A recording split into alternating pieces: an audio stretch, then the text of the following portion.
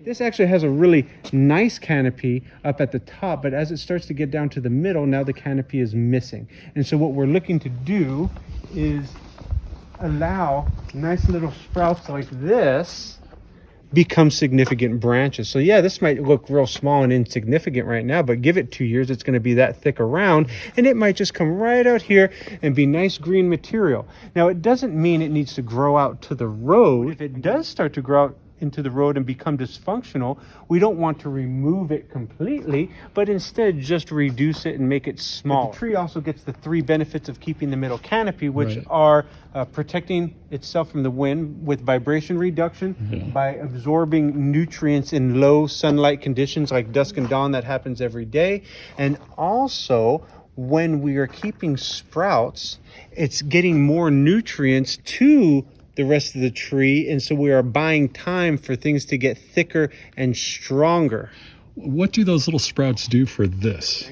Yes, of course. Anytime if the material that was shading this was removed suddenly, and now a part of the tree that is not used to getting sun is suddenly getting sun, then it's going to get sunburn. And that same concept exists with knowing that the upper green chlorophyll material absorbs bright sunlight better than shade time. It means that the lower material is absorbing nutrients in the more shaded condition. Right. And so if you suddenly create an open door for the sunlight to come through to the inner stuff that's usually shaded, well, you're going to get sunburn. And that even happens on a saguaro cactus. Right. That happens on barrel cactuses. If I were pruning it, I'd probably take out half of these. That's what I was talking about with taking out half. So I'd take out half of them, and the half I would leave would be ones that look like they're going into someplace nice. We're going to have a little sideways tree here and a little sideways tree here. Right. And you know what? It'd be nice maybe to have this to grow up and take up this part of the canopy. Right. Yeah. But if I were to make any cuts, I'd reduce these back because it is a leaner. So I'd probably reduce them back a little bit to get less of a lean.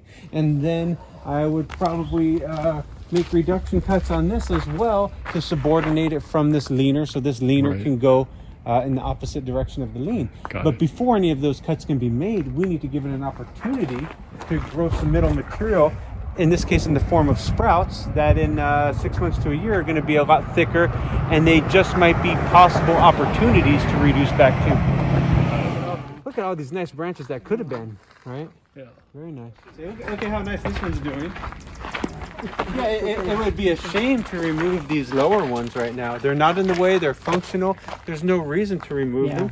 And if this were to get in the way, the response should not be to make this thinning cut. The response should be to make a reduction cut on this so that you keep it and make it functional.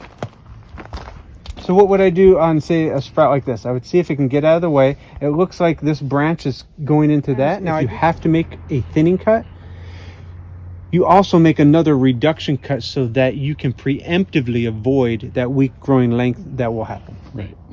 Here's a nice reduction cut. You see that? Oh yeah, there's the leader. And you would never know that's gone.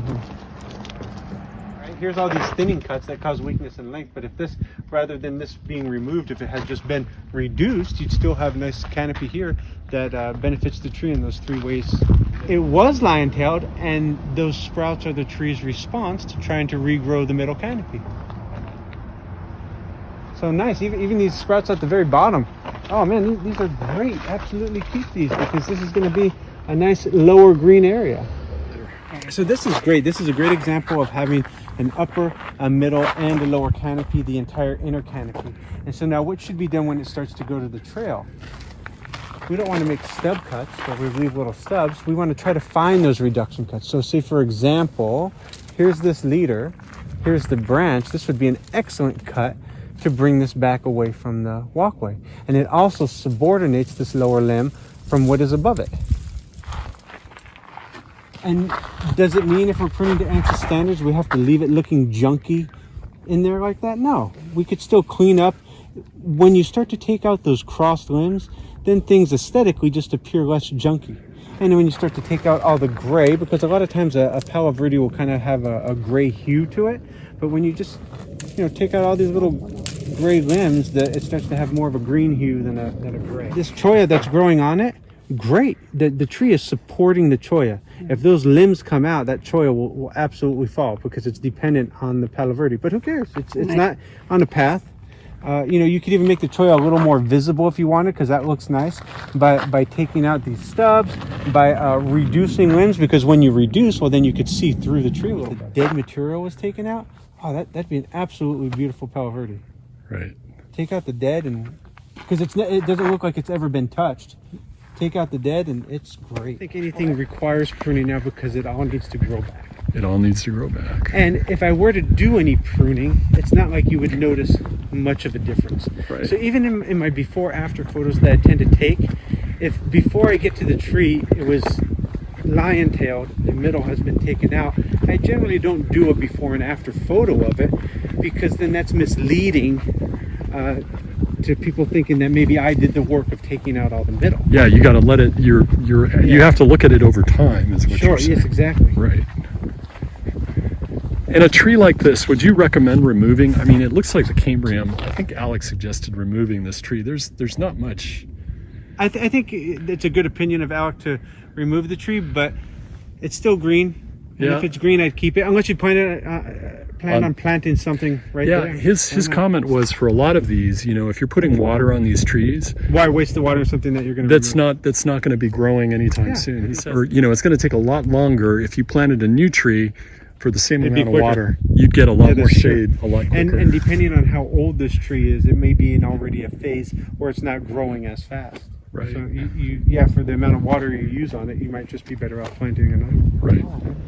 And now everything is heavy and leveraged on the top, ready to break, and now we're just going to have to maintain this over time. And the idea is that if this had middle material still, like say for example, let's say this branch were still here, well, we might be able to make this reduction cut.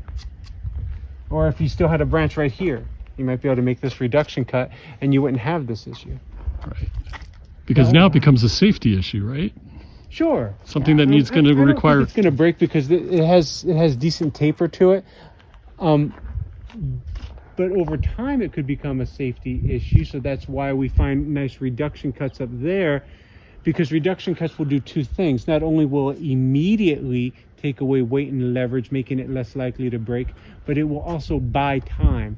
And it buys time for two things. The first thing it buys time for is for the interior of the tree to get thicker and stronger so that it can support that weight.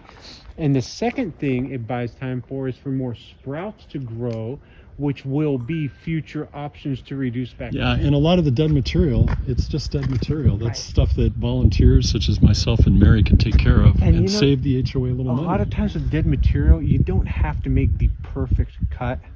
It's nicer if you do, if you don't leave a stub, but sometimes you could just get a hook pull and just pull on them and they'll break. So maybe what we need to do is just, from what you've seen thus far, is just wait a year and bring you back. Yeah, that's what I'm saying. Yeah. Yeah.